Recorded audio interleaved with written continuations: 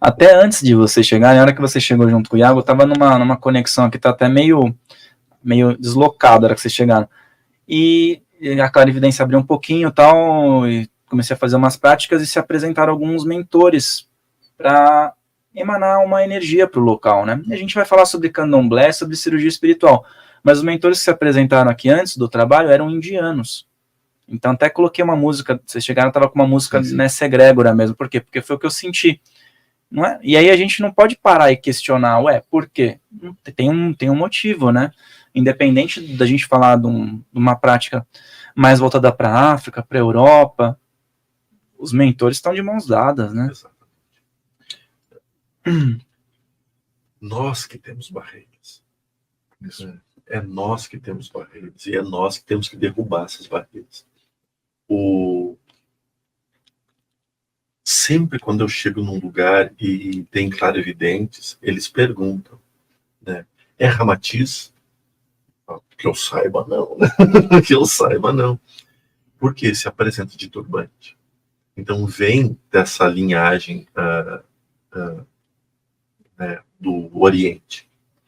E vejo que na Umbanda tem a linha do Oriente.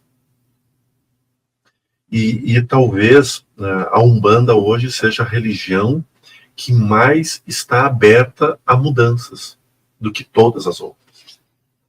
Porque ela, fundada em 1908, né, ela vem com todo o conhecimento, e a gente vê que naquele momento era muito pequeno, muito restrito, e com o passar dos anos, das décadas, ela foi acrescentando. Então hoje tem viés muito forte do candomblé, hoje tem viés muito forte do espiritismo, e isso veio trazendo cada vez mais essa amplitude. Mas, como você falou anteriormente, o que mais me dói muitas vezes, não só na Umbanda, no candomblé e no espiritismo, porque a gente vê nos três, é exatamente um falando mal do outro. Sim. Então, eu falo de Jesus, né, eu vou falar de Oxalá. Aí vai ter 10 para dizer que o que eu falei de Oxalá está errado. Isso é uma queda de braço. E aí quando tu entra em qualquer lugar, entra na igreja, por exemplo, já eu quanto músico, eu toquei em igrejas evangélicas, igrejas adventistas, igrejas católicas e tudo. Todo lugar que eu chegava e via um casamento, eu via a mesma cena de luz envolvendo os noivos. A mesma, independente do lugar. Quando eu ia assistir um culto aqui ou lá, os espíritos que estavam em volta eram os mesmos que eu via dentro do centro espírita. Então, as barreiras não estão nos espíritos, está em nós. Nas pessoas. E a gente vê aqui, pela própria energia que até o Samuel coloca aqui nesse espaço, as entidades que estão trabalhando são muito voltadas para uma amplitude muito grande de conhecimento, né? Principalmente da linha indiana. E veja, não se está falando de preceitos ou de informações de dentro da fé, você está falando de espiritualidade como um todo.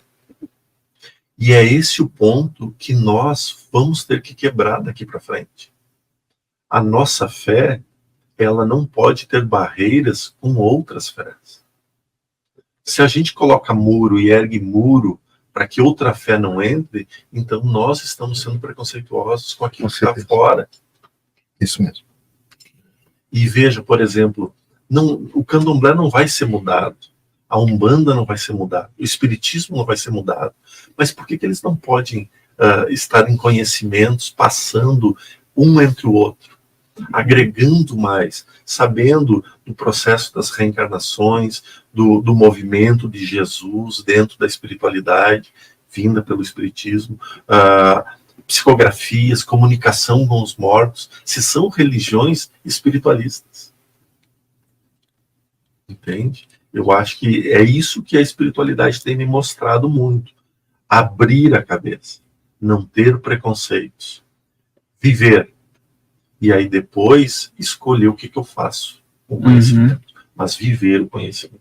Eu achei muito importante você ter falado sobre isso, porque principalmente na Umbanda, né, tem essa abertura e um nível vamos pôr, tem preconceito ainda, até mesmo dentro dos próprios umbandistas, uns com os outros, em algumas vertentes, tem, eu sei que tem, mas é um nível menor, eu considero que, assim, a gente encontra, mas tá num nível menor, e uma coisa que, para acabar com preconceito ou qualquer tipo de julgamento, é quando o médium tem a possibilidade de ter uma clarividência ou uma projeção astral, porque aí ele tá vendo que as entidades estão ali, sem brigar entre elas, unindo forças, tem os indígenas, tem os ciganos, tem os Exus, e não tem essa de, mas depende do Exu, não, pô, Exu é Exu, não vai fazer nada atravessado, senão a gente acaba ouvindo muito isso, né, mas se você mexer com aquele cara ali, ele pode te sacanear, não, peraí,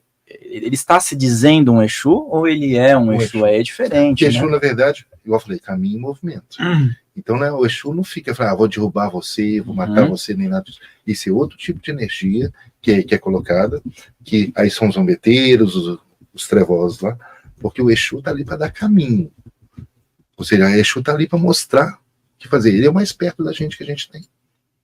Eles são mais presentes na vida, porque a vida nossa é muito mundana, mais presente que as outras entidades. Então ele está sempre, o tempo todo presente com a gente. Então, assim, ele não está ali para derrubar filho. Ele está ali para, na verdade, levantar. E a missão que ele está fazendo aqui é essa. Ele é um Egum que veio e a missão dele é levantar as pessoas, dar caminho e dar prosperidade para elas. Ponto. E às vezes a pessoa na ignorância fala, esse Exu puxou meu tapete, mas às vezes puxou o tapete porque a pessoa precisava que eu puxasse o tapete, sim, porque estava fazendo alguma coisa errada, né? Mas quando tá andando na rua outra pessoa, não é Exu que tá empurrando, não. O pessoal tem mania de falar isso, me empurraram aqui, foi Exu, não é isso. Tá? Exu mostra caminho sim, e tá fazendo, mas existe o livre-arbítrio da pessoa. Então, se o caminho é aquele ali, ele andou para o outro lado, Exu tá mostrando, tá aqui, ó. Até a nossa função como líder religioso, ou se não, orientador, fazer o direcionamento, é passar por aqui, mas a pessoa pode passar para o outro lado. Aí depois, mas não deu certo. Fez do jeito que precisava, você fez com fé, ou você andou, está fazendo para o bem.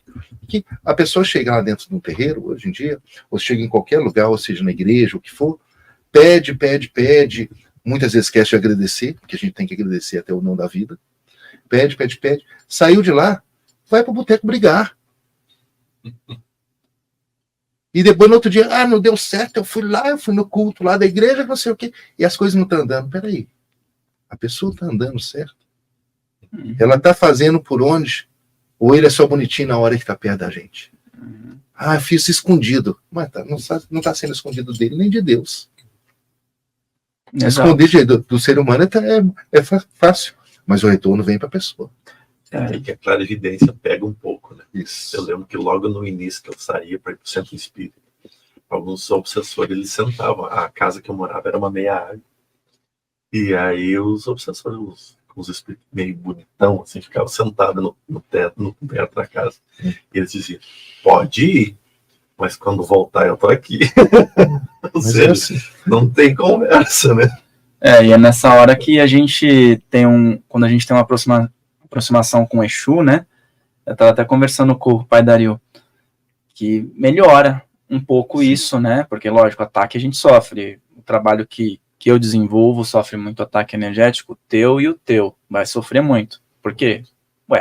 Tem alguma coisa correta aí, né? Para estar sofrendo ataques energéticos é porque tem alguma coisa correta, senão eles não dariam atenção.